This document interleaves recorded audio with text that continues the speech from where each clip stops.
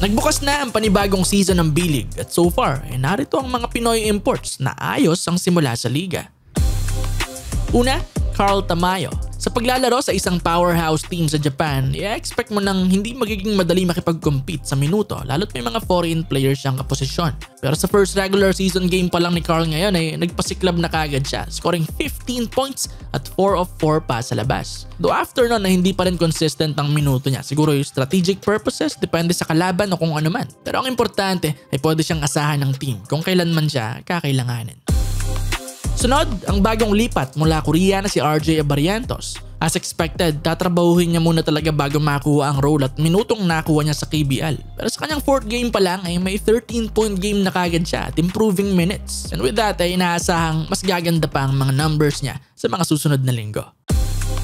Si Dwight Ramos naman, matapos ang malamig na first 2 games ay bumanat na ng 16-point at 14-point games sa nakaraang weekend. Isa si Dwight sa mga pinakagamit na Pinoy sa B-League, averaging 29 minutes a game. At bakit naman hindi? Starter lang naman to ng Gilas Pilipinas ng World Cup, kaya tiyak na maaasahan talaga ito ng Hokkaido. Daanan din natin saglit si Robert Bolick. Maayos naman ang first game niya sa Fukushima, scoring 10 points sa kanyang debut. Though for some reason ay hindi siya nakapaglaro sa next 3 games ng team. Well, sana'y healthy naman siya at maglaro na sa mga susunod na games. Lipat na tayo kay Kiefer Ravena. Kahit na bumagsak sa B2 o Division 2 ang kanyang koponan ay patuloy lang ang maaasahang laro ni Kief para sa Shiga, averaging 12 points 5 assists a game. At ang season's best niya so far ay 21 points sa kanilang opening game. Ang tanong ay maiangat kaya nila muli sa B1 ng Shiga? We'll see. So far ay 1-3 ang kanilang simula. Si Bobby Ray Parks Jr. naman ay stable din ang laro para sa Nagoya sa kanyang 11 points a game at efficient na 58% shooting from deep. At ang pinaka-importante, perfect na 4-0 start ang kaniyang team ngayong season at malinaw na isa siya sa mga susi nun. Ang Gilas big na si AJ Adu ay maganda rin ang pinapakita sa kanyang rookie year. Kahit na isa siyang Asian import na big man ay nag-average ng 28 minutes na playing time si AJ. 2 of 3 sa kanilang mga foreign players ang forwards kaya wala siya gaanong mabigat na kakompetensya sa minuto. Halos double-double ang averages ni Edu na 13 points, 9 rebounds at may isang sapal pa kada laro. Ang pangit lang na parte ng storya ay 0-4 ang Toyama kaya hopefully ay makabawi-bawi kagad sila.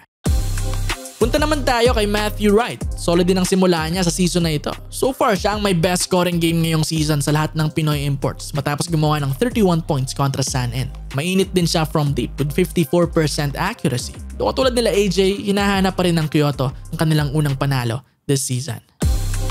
Panghuli, ang may pinakamagandang start ngayon na Pinoy sa B-League ay ang pinakaunang Pinoy rin sa liga, si 30 Ravena, averaging 15.7 rebounds at may kalakip pang team success yan. Sobrang laking tulong ni 30 sa 3-1 start ng Neo Phoenix. Malinaw na patunay ang plus-minus niya. Sana ay magpatuloy pa ang magandang improvement at performance ng San En ngayong season.